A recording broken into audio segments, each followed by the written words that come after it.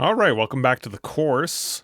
In this video, I think what we're going to do is we're going to start talking React. Now, in order to start creating a React project, we're going to focus on this statement right here. So using React DOM, it's pretty simple. We just create, we call this a method on the React DOM or a function here.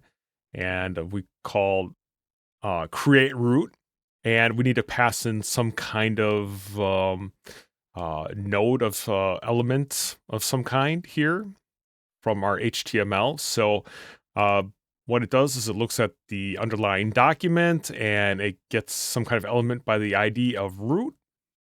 And then from that element, that's where we essentially render our application from. So if we look at the index.html file here, you're going to see right inside of our body tag, we have a div with the ID of root. And this is the element that it'll get and essentially replace on your page with what is rendered from React.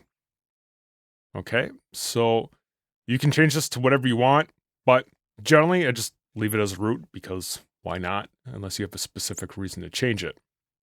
Now you're going to also see that it wrapped this around. So we have this tag called react.strict_mode, and it's wrapping another component called app. And app is this file right here that we imported here. Now, what is strict mode? Let's go ahead and pull up the documentation. So we have strict mode right here. Use strict mode to enable additional development behaviors and warnings for the component tree inside. Basically, strict mode enables the following development-only behaviors. Your components will re-render in extra time. To find bugs caused by impure renderings, your components will rerun effects in extra time. To find bugs caused by missing effect cleanups, and your components will be checked for the usage of deprecated APIs. Now, I'm not gonna lie.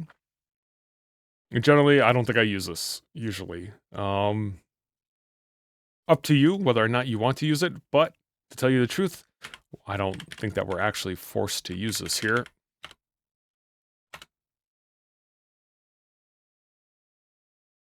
So we can just take this out and this will be fine. And I am just going to double check. Looks like this still works. And if we go to inspect here and we look at the console, everything looks good. And we don't have any errors. We have a blank screen because we removed everything. So this is looking fine. Fine enough to me. Okay, so the first things that I want to do is, I guess we need to establish kind of a workflow on kind of how we want to work here. So inside of here, what I would do is I would create a directory called components for all our different React components. And so this file loads this file, which then we can use to load various components as we go along inside of this course. So let's start out with the very basics of React. Essentially, under the hood, or one of the major advantages of React here, is it allows you to write an HTML-like syntax that essentially gets compiled into a bunch of functions when you actually build the project. So let's go ahead and create our very first component, and it will be very, very, very simple. So I'm going to create new, and then I'm going to create a new directory here, and let's just call this component first, our first component.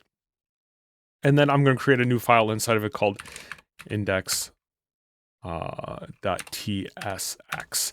And now, if you've never worked with React before, seeing the TSX line ending or file extension might be a little weird, but essentially it says that we're using TypeScript and we're using what's called JSX. And what JSX says is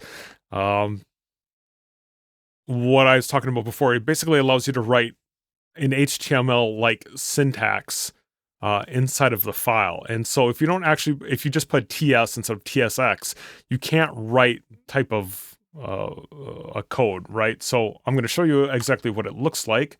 Let's go ahead and just dive in and write our first component. And it's very simple. React is very function-based. You can write function-based components and you can write class-based components. Now, When I started out writing React several years ago, class-based components was kind of like what they had in their documentation. And as React has evolved, they've kind of moved away from these class-based components. And instead, now everything is much more like a function type thing. You're going to write functional components. Okay, so let's go ahead and start writing our very first component. And it's pretty simple here. So we're just going to create a function, and we're going to export default our function, and let's just call this first. And then we have some curly braces. And if you've ever wrote any kind of JavaScript or TypeScript, this should be pretty simple to you. We created a function, it's called first, right? And this export default just means that when we want to import this file from another file, this is the default import if we don't specify any other kind of import. Okay, and we'll see more about that later. It's not that big of a deal. And then what we need to do here is we need to return something. And in this case, we need to return some kind of like React type component or a React element from this component. So this is where the JSX thing starts coming in. And so let's just write, it allows us to write essentially like HTML-like things. So we just have a basic div. I just noticed that this is wrong here. We need parentheses, not curly braces here, like so. And so you'll see that we're allowed to write a div tag in here. Now, what you need to understand is once this actually gets compiled down, this here is called JSX. It looks like HTML. It works a lot like HTML, almost exactly the same. I mean, there are some differences, I guess some major differences, but it's close enough. But essentially what happens when this function gets compiled is these divs essentially turn into function calls that React uses. So it'll be like React create element, and then it'll have div as a type of element, and essentially this is all that's happening. But this is a much more like natural way for us to write it rather than writing a bunch of different like little function calls in order to create our different DOM elements. Okay, so let's just put in here, this is some text, okay? This is just like HTML in a number of ways. So let's go back to our app thing here. And what I'm going to do here is I am going to return. This is also a React function and can operate in the exact same way. And I'm just going to return our first. And here we're going to have an import. And it's going to help us import it already, like so. And here's maybe one of the first things that I can teach you is that in a standard like HTML, you might write a tag. It would look like this, right? So we have our opening tag and we have our closing tag. Well, with JSX type syntax here, we can actually shortcut this to this. This basically means here's our tag, and also we're not going to specify a closing tag because we don't need to specify a closing tag. We don't have to specify anything between this, and this will automatically just end the tag. So this is equivalent to this. Handy little thing that you can do. But now we see at the top that we've imported our first, and you notice that because of the way this is wrote, is it's using the default import. If we wanted to import something specifically from a file, we'd have to wrap it in curly braces like so. But because it's not wrapped in curly braces, it's using the default import from our components first file. Okay. So we'll just go ahead and save that real quick, and we'll just pop over to our editor or to our window here.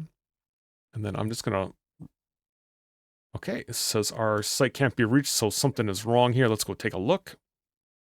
And I think I'm just not running it. So I'm going to go ahead and restart our command here, and then we're going to go to the page. And here we go. Now we have our thing up and running, and this is some text on the page.